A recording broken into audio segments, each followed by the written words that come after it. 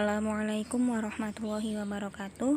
Saya Maulidah Inayatul Kautsar, NIM 3118019 dari jurusan Ilmu Al-Quran dan Tafsir, akan menjelaskan tentang reading assessment terkait studi terjemah Al-Quran. Nah, yang pertama yaitu ada diskursus terjemah Al-Quran dan kajian ulumul Quran. Sinonim dari kata translation yaitu terjemah dalam bahasa Indonesia dan tarjamah dalam bahasa Arab. Walaupun demikian, kata terjemah dalam bahasa Arab memiliki makna yang lebih luas. Kata tarjamah merupakan kata kerja yang berarti pengalih bahasaan sebagaimana kata translation. Akan tetapi, kata tarjamah juga memiliki arti menafsirkan, menginterpretasikan, menjelaskan yang bersinonim dengan kata fassara dan syaraha. Sedangkan menurut Imam Al-Zarqani dalam kitab Manhil Al-Irfan fi Ulumul Quran menjelaskan 4 makna tarjamah, yakni menyampaikan berita kepada orang yang belum mendengarkannya, menjelaskan suatu ungkapan dengan bahasanya, menjelaskan suatu ungkapan dengan bahasa lain, dan memindahkan suatu ungkapan dari suatu bahasa kepada bahasa lainnya.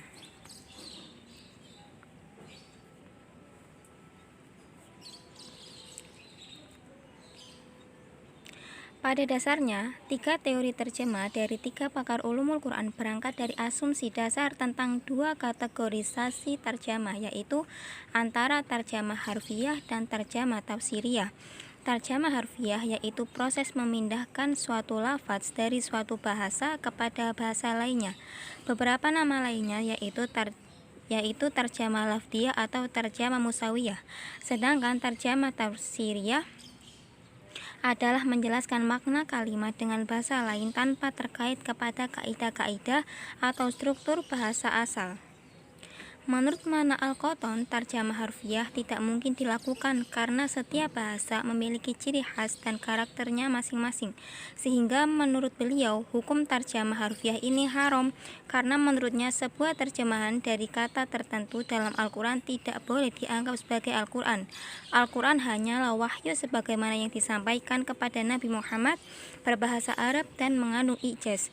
Sehingga walaupun diterjemahkan oleh seseorang yang ahli bahasa, maka ia telah mengeluarkan Al-Quran dari eksistensinya sebagai Al-Quran. Menurut Al-Zahabi, terjemah harfiah dibagi menjadi 2, yaitu harfiah bi al-misal dan harfiah bi ghairil misal. Menurutnya, terjemah adalah pengalih bahasaan, sementara tafsir adalah penjelasan terhadap makna Al-Quran.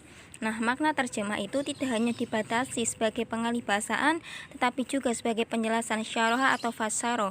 Dengan demikian, terjemah merupakan bagian dari tafsir yang bertujuan menjelaskan makna Al-Quran.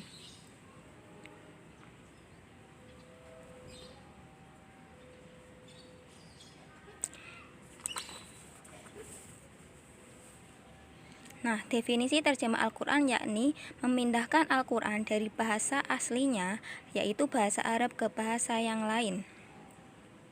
Sedangkan terminologi terjemah ada 5, yaitu menyampaikan pembicaraan atau kalam kepada orang yang belum mendengarkan, menafsirkan pembicaraan atau kalam dan menjelaskannya sesuai bahasa aslinya, menafsirkan atau menjelaskan pembicaraan atau kalam dengan bahasa lain, pendahuluan buku atau kitab atau penjelasan sejarah kehidupan seseorang, dan memindahkan pembicaraan atau kalam dari satu bahasa ke bahasa lainnya. Sedangkan logika dasar penerjemahan Al-Quran yakni universalitas Al-Quran mengharuskan ajarannya agar dapat dipahami oleh semua umat manusia di dunia, bukan hanya orang Arab, sehingga kebutuhan penerjemahan Al-Quran menjadi sebuah keniscayaan. Selanjutnya yaitu ada orientalis dan terjemah Al-Quran. Di dalam sejarah penerjemahan Al-Quran, ada misi tertentu yang menjadi tujuan diterjemahkannya Al-Quran dalam berbagai bahasa oleh para orientalis. Bagi mereka, Al-Quran merupakan pintu masuk untuk memahami pemikiran umat Islam. Oleh karena itu, para orientalis barat dengan gencar melakukan usaha penerjemahan Al-Quran ke dalam berbagai bahasa yang berupa untuk menjatuhkan agama Islam. berawal dari salah satu peristiwa yang membuat bangsa Eropa menaruh kebencian dan rasa iri kepada umat Islam, yaitu ketika terjadi Perang Salib, sehingga berbagai macam strategi dilakukan untuk menghancurkan umat Islam yang dianggap sebagai musuh dan ancaman bagi bangsa Eropa. Munculnya Orientalisme menjadi ancaman bagi umat Islam di masa-masa awal. Mereka berusaha untuk menerjemahkan Al-Quran ke dalam berbagai bahasa Eropa dengan matan yang tidak terpuji. Bahkan ada beberapa terjemahan yang isinya untuk menyudutkan Islam dan membantah kandungan Al-Quran. Seiring berjalannya waktu, pada akhirnya dapat dijumpai beberapa orientalis yang bersahabat dalam menyampaikan dan mengkaji Islam. Penggagas terjemah Al-Quran ke bahasa Latin yaitu Petrus Venerabilis, kepala biara Cluny di Prancis. Beliau terpesona dengan kalangan Katolik Mustaribin di Spanyol yang merupakan kalangan Kristen berbahasa Arab. Dengan begitu, beliau memanfaatkan mereka untuk menerjemahkan Al-Quran ke dalam bahasa Latin. Pada tahun 1143 muncul terjemahan Al-Quran pertama kali ke dalam bahasa Eropa dengan judul Lex Mahomet Pseudo Prophet yang menjadi standar penerjemahan Al-Quran hingga abad ke-16. Terjemahan ini disusun oleh Robert dan sarjana-sarjana lainnya. Kemudian pada tahun 1242 Dr. de Montecroix, seorang pendeta Dominician dan misionaris yang sangat membenci Islam, meneruskan gagasan Petrus. Ia menyusun buku yang berisi tentang pertarungan melawan umat Islam dan Al-Quran yang dalam manuskrip Prancis diberi judul Despotatis contra Sarisonus et Alchorenem, yang menggugat Al-Quran karena ayat-ayatnya dinilai kontradiktif dan memiliki kekapuran kronologis. Seiring tumbuhnya minat terhadap kajian yang berkaitan dengan Islam, yaitu dibukanya program Islamic Studies, sejarah, bahasa, dan kebudayaan Timur Tengah di berbagai perguruan tinggi di Barat dan Eropa, para penerjemah di abad ini yaitu antara lain Richard Bell, Arthur J. Berry, dan Nassim Joseph Dawood.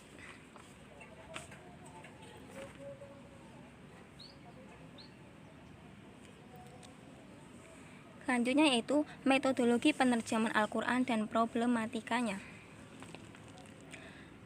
Jika merujuk kepada pendapat Az-Zarqani dan Mana Al-Qotton yang mengatakan bahwa penerjemahan ada dua macam, yaitu lafdiyah atau musawiyah dan tafsiriyah atau maknawiyah. Jika mengikuti metodologi Az-Zarqani dan Man Al-Qotton, metodologi yang diterapkan dalam penerjemahan ini ialah kompromi antara terjemah lafdiyah dan terjemah tafsiriyah. Menurut Mana Al-Qotton, terjemah harfiah atau lafdiyah adalah terjemahan yang mengalihkan lafaz-lafaz dari satu bahasa ke dalam lafaz-lafaz yang serupa dari bahasa lain sehingga susunan dan tertib bahasanya juga sama. Sedangkan terjemah tafsiriyah adalah pengalih bahasa tanpa adanya keterikatan dengan urutan-urutan kata atau susunan kalimat dari bahasa sumber. Terjemahan ini lebih mengutamakan ketepatan makna dan maksud secara sempurna. Problematika terjemahan terletak pada dua hal prinsip. Pertama, ketidaksesuaian antara bahasa-bahasa, dalam hal ini antara bahasa sumber dengan bahasa sasaran dari berbagai segi. Dan yang kedua yakni kesenjangan antara penerjemah dengan penulis teks dan produsennya. Kesulitan menerjemahkan teks Al-Quran dikarenakan kekayaan bahasa Al-Quran dan keunikannya serta kekhasannya tiada batas. Menurut Syekh Al-Marogi, kemungkinan menerjemahkan Al-Quran secara harfiah terbuka secara lebar di banyak ayat, meskipun ia juga mengakui bahwa tidak mungkin menerjemahkan keseluruhan Al-Quran secara harfiah, melainkan dapat diterjemahkan secara tafsiriyah. Ulama sepakat penerjemahan secara harfiah hukumnya haram, yakni diharamkan untuk keseluruhan Al-Quran. Perlu juga dipahami bahwa problematika penerjemahan Al-Quran yang pernah terjadi bukan semata-mata soal harfiah atau tafsiriyah, melainkan tentang upaya menjadikan terjemahan itu sebagai pengganti Al-Quran. Seperti yang pernah terjadi di Persia pada masa Imam Abu Hanifah, beliau membolehkan masyarakat membaca makna surat Al-Fatihah dalam bahasa Persia ketika sholat. Hal itu dikarenakan pada waktu itu banyak orang yang berbondong-bondong masuk agama Islam, tetapi lidah mereka sulit untuk melafalkan bahasa Arab, sehingga mereka memakai bahasa Persia yang dimaksud bukan sebagai Al-Quran, melainkan sebagai dzikir atau doa. Atas kekhawatiran beliau tersebut, terjemahan yang dianggap sebagai Al-Quran, maka beliau mengubah fatwa tersebut dengan hanya membolehkan bagi orang yang sudah tua dan sulit melafalkan bahasa Arab. Selanjutnya yaitu perkembangan terjemahan Al-Quran di Indonesia. Nah, di Indonesia, penggagas proyek penerjemahan Al-Quran ke dalam bahasa Indonesia Melayu pertama kali yakni Syekh Abdul Rauf Ibnu Ali Al-Anfasuri. Penubatannya sebagai mutarjim Al-Quran pertama ke bahasa Melayu Indonesia berdasarkan karyanya yang menggunakan huruf Arab Melayu. Terjemahan Al-Quran pada dasarnya juga melibatkan unsur tafsir, yaitu pemahaman dan interpretasi terhadap ayat-ayat Al-Quran meskipun dalam bentuk yang sederhana. Terlebih di dalamnya juga disertai dengan catatan kaki tentang makna satu ayat. Terjemah juga memainkan peran strategis dalam pemahaman umat Islam di Indonesia terhadap Al-Quran, karena bahasa Arab bukan bahasa ibu bagi masyarakat Indonesia, sehingga proses pemahaman mayoritas umat Islam di Indonesia terlebih dahulu berangkat dari karya-karya terjemah Al-Quran dalam bahasa Indonesia. Terjemahan Al-Quran di Indonesia ada yang bersumber langsung kepada teks Al-Quran yang berbahasa Arab dan juga teks terjemah Al-Quran dalam bahasa asing dan kemudian diterjemahkan ke dalam bahasa Indonesia, seperti penerjemahan The Holy Quran karya Muhammad Ali yang diterjemahkan ke dalam bahasa Indonesia maupun Jawa. Selain itu, keindahan bahasa Al-Quran yang begitu indah dan memiliki nilai sastra yang begitu tinggi membuat para penerjemah di Indonesia memilih bahasa Melayu yang syarat akan nuansa muatan sastra, seperti penerjemahan Al-Quran yang dilakukan oleh H.B. Jasin yang menerjemahkan Al-Quran dengan pola sastra puisi yang terasa asing di mata masyarakat pada umumnya saat itu. Kemudian Muhammad Diponegoro juga mengikuti jejak H.B. Jasin dengan menerjemahkan Juz Amma dengan pola puisi. Begitu juga di Indonesia, perkembangan penerjemahan Al-Quran terasa begitu kental. Dalam praktiknya, bukan hanya Al-Quran yang diterjemahkan ke dalam bahasa Indonesia, akan tetapi banyak juga yang menerjemahkan Al-Quran ke dalam bahasa-bahasa daerah yang ada di Indonesia seperti Jawa, Sunda, Mandar, dan sebagainya.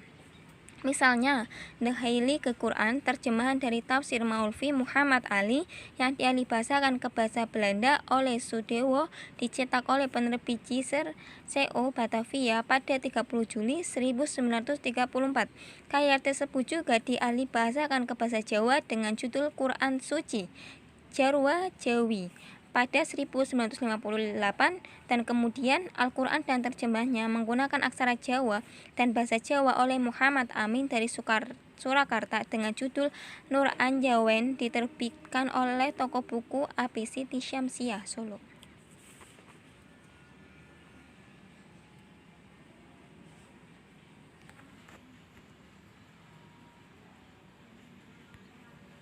Ya, selanjutnya itu terjemah Kementerian Agama Republik Indonesia.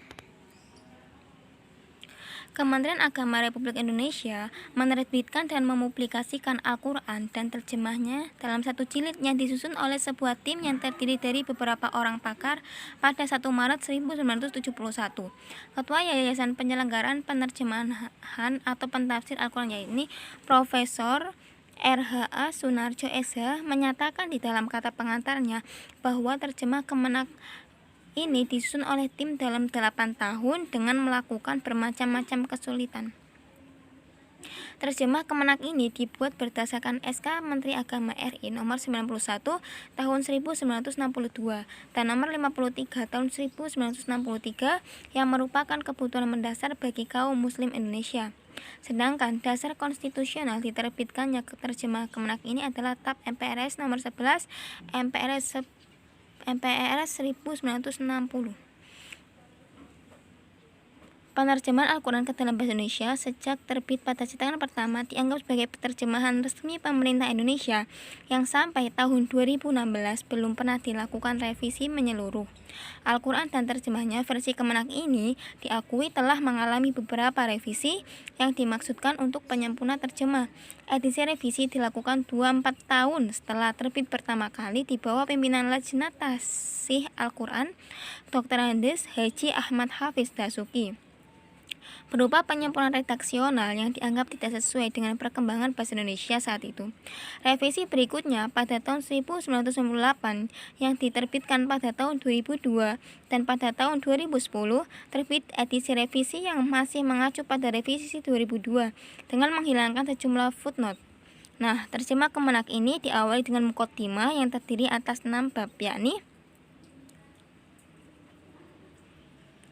bab 1, kandungan Al-Quran dan lain-lain, seperti sejarah Al-Qurannya terdiri dari 4 subbab, yaitu apakah Al-Quran itu, sejarah pemeliharaan kemuliaan Al-Quran, tafsir Al-Quranul Karim, dan penterjemah Al-Quran. Sedangkan di bab 2 terdiri tentang Nabi Muhammad SAW, meliputi 2 subbab, yaitu perlunya Al-Quran diturunkan dan juga sejarah ringkas Nabi Muhammad. Bab 3 yaitu kandungan Al-Quran, meliputi percaya kepada Allah yang gaib, percaya kepada yang gaib, beriman kepada malaikat, percaya kepada wahyu yang diturunkan oleh Allah, percaya kepada adanya akhirat, beriman kepada nabi-nabi, percaya kepada qadar, serta rukun Islamiyah, yakni mengucapkan 2 kalimat syahadat, sholat, zakat, puasa, dan haji. Bab 4 yaitu ada Al-Quran sebagai mukjizat. Bab 5 Al-Quran dan ilmu pengetahuan, dan bab yang ke-6 yaitu keutamaan membaca Al-Quran dan cara membacanya.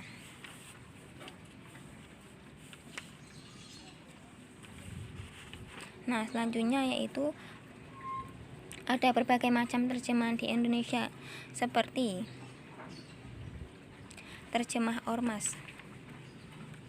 Nah, terjemah ormas, salah satu organisasi masyarakat yang melakukan penerjemahan Al-Quran adalah Majelis Mujahidin Indonesia. Organisasi ini dipimpin oleh Muhammad Tholib yang telah memproduksi wacana hubungan Islam dan negara dalam konteks demokrasi Pancasila melalui Al-Quran dan terjemah tafsiriyah. Di dalam karya tersebut, ayat-ayat yang sering dirujuk dalam membahas isu demokrasi dalam Islam dan hubungan Islam dengan negara diterjemahkan secara tafsiriyah, sehingga menarik potensi perbedaan secara metodis dan konten dengan penerjemahan yang diinisiasi oleh Kementerian Agama. Nah, Muhammad Tholib ini mengklaim bahwa terjemah Al-Quran Kementerian Agama memuat 3.229 jumlah kesalahan, sehingga mendorong dirinya untuk memberikan koreksi terhadap kesalahan tersebut melalui karya terjemah tafsiriyah. Al-Quran terjemah tafsiriyah ini telah terbit dalam 2 versi, yaitu edisi spesial Al-Quran terjemah tafsiriyah dan koreksi terjemah harfiah Al-Quran Kemenak RI ukuran 21 x 14 cm. Serta berisi 614 halaman yang dicetak sebanyak 10.000 eksemplar. Yang kedua, edisi istimewa Al-Quran terjemah tafsiriyah dan koreksi terjemah harfiah Al-Quran Kemenak RI ukuran 25 x 17 cm yang terdiri 714 halaman dan juga dicetak 10.000 eksemplar. Nah, karya yang diluncurkan pada 31 Oktober 2011 ini selain didorong oleh keinginan Muhammad Tholib untuk menghadirkan terjemah Al-Quran yang mudah dipahami oleh Muslim Indonesia yang umumnya tidak memahami bahasa Arab, serta menyampaikan pesan-pesan dalam ayat Al-Quran, juga motivasi oleh pandangan yang dia anut mengenai keharusan menerjemahkan Al-Quran dengan metode tafsiriyah dan keharaman menerjemahkan Al-Quran dengan metode harfiah. Beliau menilai bahwa Al-Quran dan terjemahnya karya Kemenak RI menggunakan metode harfiah. Bahkan dia mengklaim bahwa penggunaan metode literalis yang dilakukan oleh Kemenak RI merupakan pemicu radikalisme di Indonesia. Oleh karena itu, ia memandang perlu adanya koreksi terhadap terjemahan itu. Yang kedua yaitu ada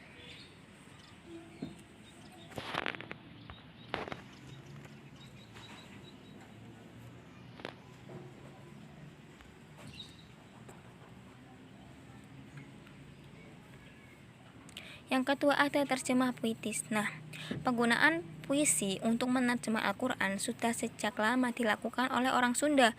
Puisi Sunda berupa keguritan atau dangding misalnya digunakan sebagai sarana penerjemahan Al-Quran oleh seorang menak Sunda, R.A.A. Wiranata Kusuma, dalam karyanya Surat Al-Baqarah sekitar tahun 1949. Nah, dilihat dari kekayaan sastra dan bahasa daerah di Nusantara, terjemah puitis lokal Al-Quran seperti keguritan dan pepujian sebetulnya lebih kompleks dan nuansa dibanding terjemah puitis Jasin. Terjemah puitis Al-Quran tersebut sangat terkait dengan ragam aturan kaidah metrum berupa puput dan nadom seperti jumlah larik, suku kata, bunyi vokal akhir, dan aturan baku lainnya. Nah, oleh karena itu, kajian tentang terjemah puitis Al-Quran di Tatar Sunda ini kiranya sangat signifikan. Ia tidak sekedar mencerminkan kesadaran akan pentingnya menangkap pengaruh bahasa puitis Al-Quran, tetapi juga menunjukkan dialog lintas bahasa yang saling mencerahkan antara bahasa Arab Al-Quran dengan bahasa Sunda. Nah, ragam bentuk terjemah puitis, keguritan, dan pupujian berhadapan dengan redaksi bahasa sumber, yakni antara yang ketat dan longgar. Semua tergantung pada selera masing-masing penyusunan sendiri. Tetapi dilihat dari kaidah terjemah, semua puisi keguritan dan pupujian Al-Quran tersebut sama sekali tidak mencerminkan terjemah yang sebenarnya. Ia bukan terjemah harfiah, karena tidak mengacu pada urutan redaksi bahasa sumber. Terjemahan cenderung pada terjemah makna Al-Quran atau terjemah tafsiriyah atau maknawiyah. Berbeda dengan terjemah H.B. Jasin yang tidak terlalu mencerminkan keindahan bahasa puisi dengan ketatnya kaidah puput dan pupujian. Bacaan mulia karya H.B. Jasin ini tidak terikat dengan aturan jumlah suku kata dan huruf vokal akhir di ujung larik, pedotan, serta kesatu paduan larik dan bait. Di tengah pilihan keindahan kata dan bahasa beliau yang lebih cenderung lebih bebas berekspresi memainkan keindahan kata-kata di sekitar ayat. Seperti dikatakan Jasin, ia adalah menerjemah Al-Quran secara puitis dengan memperhatikan keindahan bunyi, irama, kiasan, warna, dan suasana, bukan mempuisikan Al-Quran. Selanjutnya yaitu terjemah berbagai macam bahasa di Indonesia.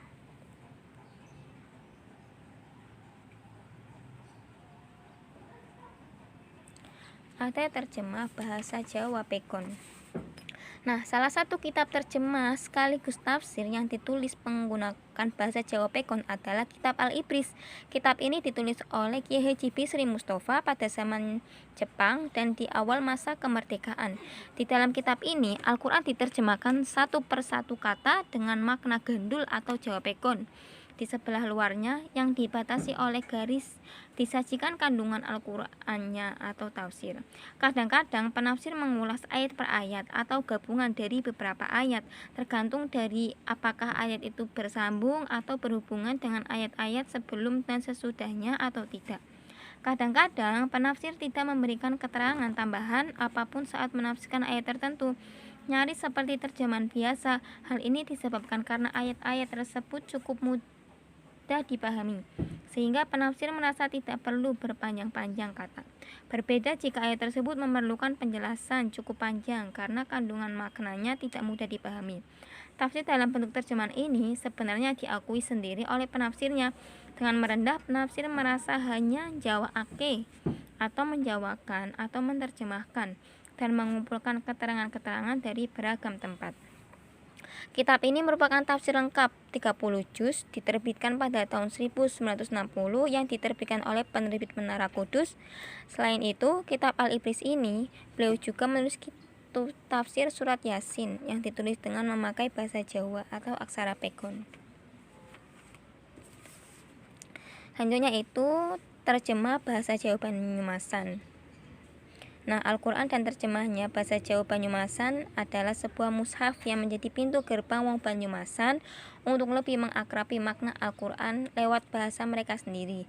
Bahasa Jawa Banyumasan dikenal memiliki karakteristik tersendiri yang berbeda dengan bahasa Jawa standar, yaitu karakteristik belaka suta, tidak mengenal strata bahasa seperti ngoko, krama, dan krama inggil.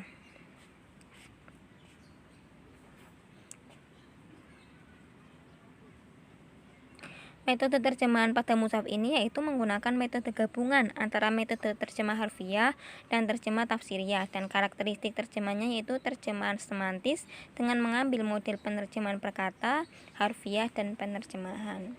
Dan yang terakhir yaitu ada terjemah dalam bahasa Sunda. Nah, Terjemahan Al-Quran dalam bahasa Sunda sudah banyak disusun.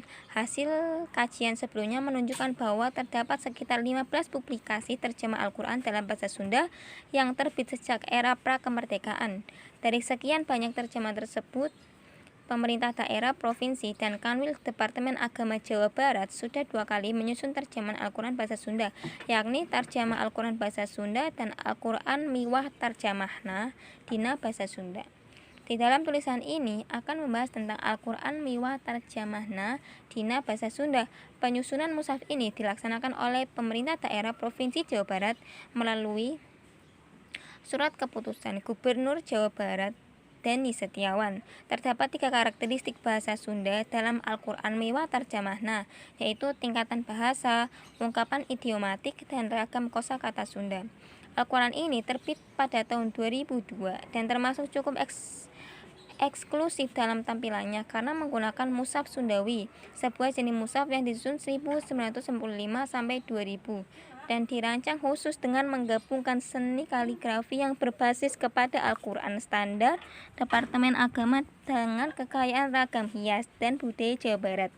Salah satu ciri menonjol lainnya adalah beberapa penyelarasan bahasa Sunda yang lebih halus jika dibandingkan dengan terjemahan Al-Quran versi pemerintah edisi sebelumnya tahun 1974 atau 1975.